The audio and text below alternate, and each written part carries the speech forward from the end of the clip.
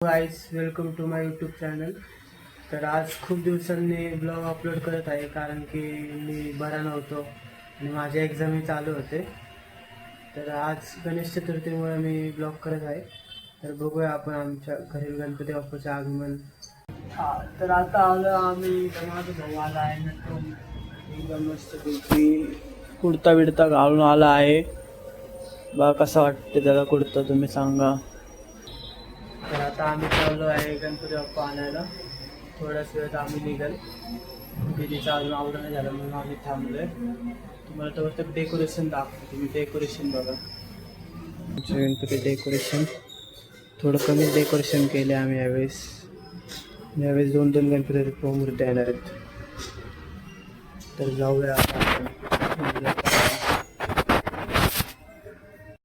आम्ही आलो आहे इथं पठारावर गणपती घ्यायला. तर बघूया आता गणपतीची मूर्ती की डायरेक्ट इथं.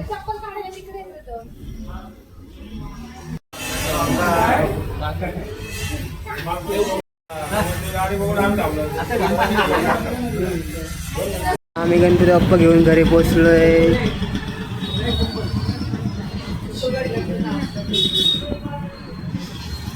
गणपती बाप्पा मंगल मूर्ती मोरया मोरया मोरया. 1 2 3 4 गणपतीचा जय जयकार. गणपती बाप्पा मोरया.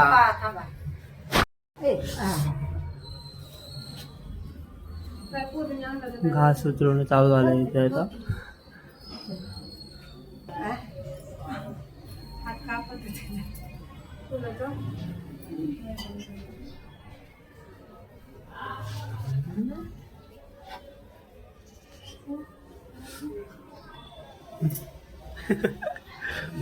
गणपती बाप्पा मंगल मूर्ती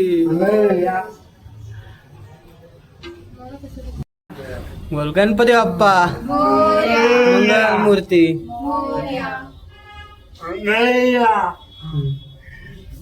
या आता. गणपती बाप्पा मंगल मूर्ती. 1 2 3 4. आणि इथं आई काय म्हणायचं आई.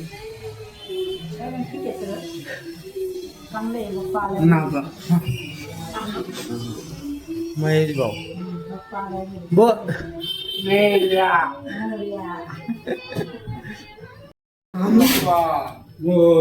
गणपती बाप्पा मंगल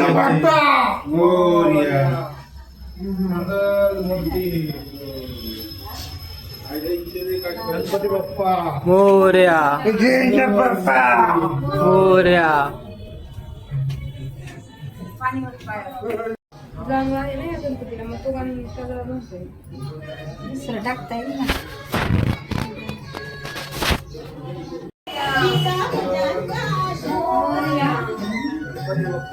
मोरया मोरया.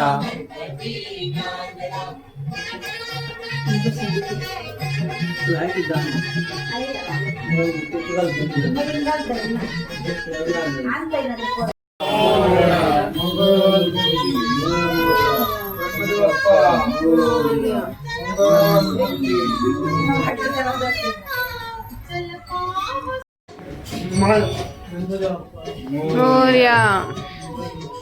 मोरया.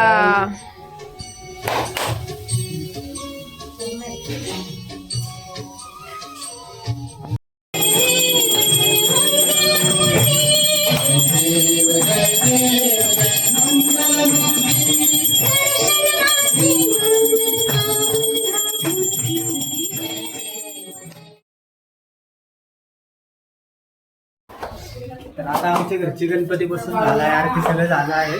आता मोहनेच्या घरी जाऊ आपण गणपती बाप्पा बसवायला.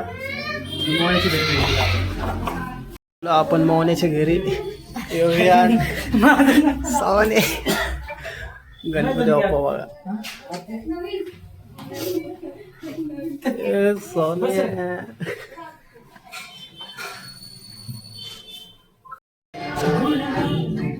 वर्गाने आगाव आहे इकडे व्याज अरे काय होतंय?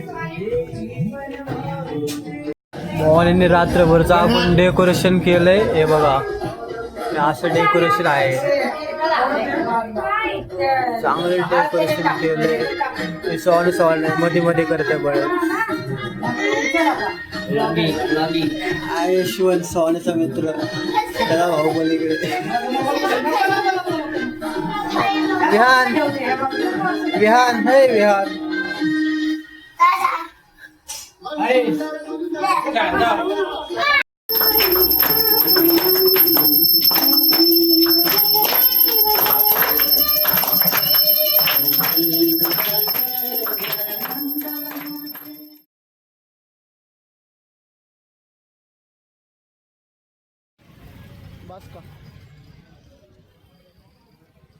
सगळं घेऊ. भाजी बिजी मंडई मधलं.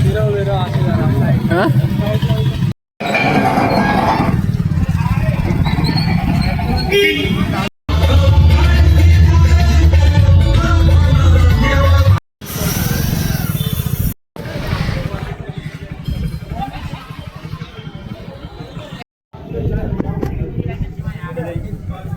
कणकवलीतला सगळ्यात मोठा गणपती म्हणजे तो एक